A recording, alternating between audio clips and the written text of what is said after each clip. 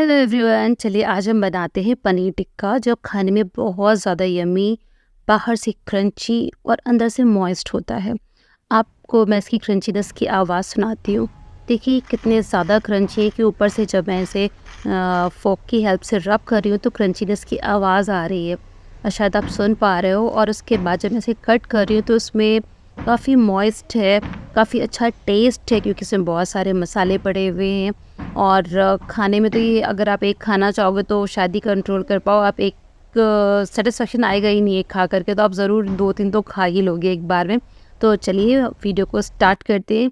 यहाँ पर मैंने लिया तकरीबन 200 ग्राम पनीर, 3 आलू जिनको अच्छे से मैश कर लिया। यहाँ पर 3 बड़े चम्मच मैंने बेसन लिया हुआ। यहाँ पर मैंने लिया हुआ हरी धनिया और यहाँ पर मैंने 8 से 10 हरी मिर्ची ली जिनको बारीक काट लिया था। यहाँ पर मैंने आधी प्याज ली है जिसका मैंने सारा वाटर निकाल लिया था ग्रेट करने के बाद। यहाँ पे मैंने 5-6 लहसुन लिया, उसको मैंने ग्रेट कर लिया था। अब बारी आती है मसालों की, जहाँ पे मैंने 2 चम्मच धनिया, 1 चम्मच अमचूर पाउडर, 1 चम्मच ज़ीरा पाउडर, हाफ चम्मच गरम मसाला, 1 चम्मच चिली फ्लेक्स और 1 चम्मच चाट मसाला मैंने यहाँ पर लिया हुआ है। नमक स्वाद अनुसार, जैसा कि आपको पता ही है। अब सारी चीज़ों को मिक्स करना तो इम्पॉर्टेंट है ही, क्योंकि अगर इम्पॉर्टेंट नहीं मिक्स नहीं होंगे तो टेस्ट नहीं आएगा, और टेस्ट नहीं आएगा तो सारी रेसिपी तो यूँ ही बर्बाद हो जानी है। तो मिक्स तो करना बनता है, फिर अच्छे से मिक्स करना है। सारे इंग्रेडिएंट्स को उसमें डाल देंगे एक-एक करके। यहाँ पे मैंने सॉल्ट डाला, उसके बाद मैंने सारे जितने भी हरा धनिया था वो भी ऐड कर दिया, और फिर यहाँ पे मैंने प्याज ऐड कर दिया, और ये हरी मिर्च मैंने डाल दी, और ये सारे मसालों की बारी आ गई। अब सारे मसाले डालने के बाद इसको अच्छे से, और लहसुन तो रह गया था यार, जो कि काफ़ी इम्पॉर्टेंट इंग्रेडिएंट्स है, क्योंकि लहसुन ना जो फ्लेवर होता है वो बहुत ज़्यादा स्ट्रॉन्ग होता है, और कई बार वो रेसिपी का ना टेस्ट बहुत बढ़ा देता है। तो उसको अगर भूल जाती तो फिर तो काम हो गया था मेरी रेसिपी का। एनीवे, खैर इसको अच्छे से मिक्स करें, स्पैचुला की हेल्प से मिक्स करें या फिर हैंड का यूज़ करके करें, आपको जिससे कन्वीनियंट लगता है। बट मिक्स अच्छे से होना इम्पॉर्टेंट है, ठीक है। वो मिक्सचर अच्छे से मिक्स हो चुका था। उसके बाद मैंने एक छोटे से बोल में ले लिया टिक्की बनाने के लिए। यहाँ पर मैं ब्रेड क्रम्ब का यूज़ कर रही हूँ। यहाँ पे मैंने कोट करने के लिए एग यूज़ किया हुआ, ये प्रोसेस चीज़ है जिसको मैंने क्यूब्स में कट कर लिया है। आप एग्स की जगह पर कॉर्नफ्लावर की स्लरी भी यूज़ कर सकते हो अगर आप वेजिटेरियन हो। तो यहाँ पे मैं टिक्की बना रही हूँ।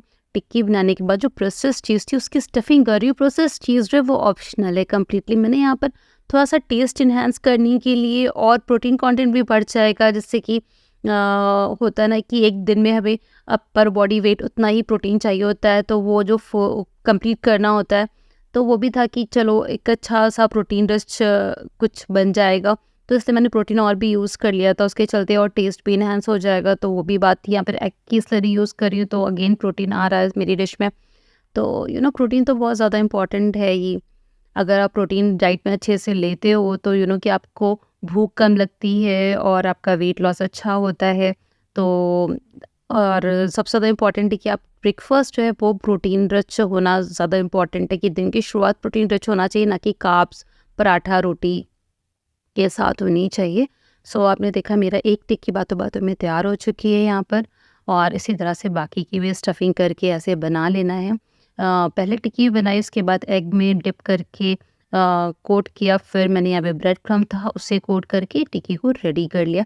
अब चाहो तो साइड टिक्की तैयार करने के बाद कुछ देर फ्रिज में भी रख सकते हो। फ्रिज में रखने से ज़्यादा सेट हो जाता है और ज़्यादा अच्छे से फिर फ्राई हो पाता है। और अगर आपके पास टाइम ना हो तो भी हो जाएगा काम, लेकिन ये है कि अगर कुछ गड़बड़ हो गई है, या फिर आलू में थोड़ा-सा पानी रह गया, या पनीर ज़्यादा आपका जो आपका ये मिक्सचर है उसमें थोड़ा-सा मॉइस्ट है, कहीं पे आपको लग रहा है, तो आप इसको फ्रिज में रख दो कुछ देर के लिए, ताकि इसका जो मॉइस्ट है ना वो ख़त्म हो जाता है। थोड़ा-सा आपने कभी देखा होगा कि आलू को कभी भी, या इन सब चीज़ों को फ्रिज में रख दो तो काफ़ी सूख जाता है, तो उसका जो मॉइस्चर होता है वो फ्रिज में उड़ जाता है इस तरह से। तो आप इस तरह से ये एक टिप यूज़ कर सकते हो। अदरवाइज़ अगर नहीं है कोई मॉइस्ट तो फिर बहुत अच्छी बात है। यहाँ पे आप शैलो फ्राई भी कर सकते हो। मुझसे थोड़ा-सा ऑयल ज़्यादा गिर गया था क्योंकि मेरे घर में कुछ गेस्ट आए हुए थे, मैं थोड़ा और अच्छा करना चाह रही थी, तो मुझसे थोड़ा ऑयल ज़्यादा ही हो गया था क्रंची करने के चक्कर में। बट मैंने बाद में देखा था कि हल्के से ऑयल में भी अच्छा फ्राई हो जाता है, और एयर फ्रायर कर लो तो बहुत ही अच्छी बात है। क्योंकि अगर आप डाइट पे हो तो आपके लिए इससे अच्छी कोई और ऑप्शन भी हो नहीं सकता, क्योंकि इसमें टेस्ट भी है और ऑयल भी बहुत कम यूज़ होने वाला है। और मैंने यहाँ पर एक-एक करके टिक्की अपनी सारी डाल करके बहुत ही अच्छे से मीडियम टू लो फ्लेम पर इसको फ्राई किया। और ये हमारी टिक्की एक साइड से हल्की-हल्की सी होने लग गई थी। फिर मैंने अपनी सारी टिक्कियाँ इसमें डाल दी हैं और मैंने इसको लो टू मीडियम फ्लेम पे ही फ्राई किया था। और कम से कम 2 से 3 मिनट के बाद ये एक साइड पे हो गई थी। और उसके बाद पलट कर के देख लीजिए, अगर आपको लगता है कि हो गई है तो पलट के देख लीजिए, एक बार चेक कर लीजिए। और अगर नहीं हुई है तो वापस से उसको इसी तरह से कुक होने दीजिए। और यहाँ पर मेरी टिक्की हो गई थी, तो फिर थोड़ी 2 से 3 मिनट में ये काफ़ी अच्छे से हो गई थी। उसके बाद मैंने जब टर्न करके देखा तो ये हो चुकी थी। इसी तरह से मैंने एक-एक करके इसको टर्न करना स्टार्ट कर दिया, वरना थोड़ा-सा देर और हो जाता तो ये जलने लग जाती। तो जो फ्लेम है उसका बहुत ध्यान रखिए कि मीडियम ही रहना चाहिए, हाई फ्लेम में करेंगे तो अंदर तक कुक नहीं हो पाएगा। और इसी तरह से मैंने सारी टिक्कियाँ अपनी फ्राई कर ली थी और एक-एक करके मैंने इन सबको टर्न कर लिया था। और ये अब दूसरे साइड से हम इसको सेक रहे हैं, तब भी मैंने अपनी फ्लेम को मीडियम ही रखा था यहाँ पर भी। और ये धीरे-धीरे ये नीचे से भी होने लगी थी। मैंने कई बार नीचे से एक बार उठा के हल्का-हल्का सा चेक किया। वो जब मैंने देखा ये अच्छी तरह से कुक हो गई है, तब मैंने इसको एक सर्विंग प्लेट पर निकाल लिया। आप भी इसको ज़रूर ट्राई कीजिएगा, बहुत ही इंटरेस्टिंग डिश है। आप भी खाइए, अपने घरवालों को खिलाइए, अपने फ्रेंड्स को खिलाइए। वीडियो अगर अच्छी लगी तो don't forget to like, share and subscribe.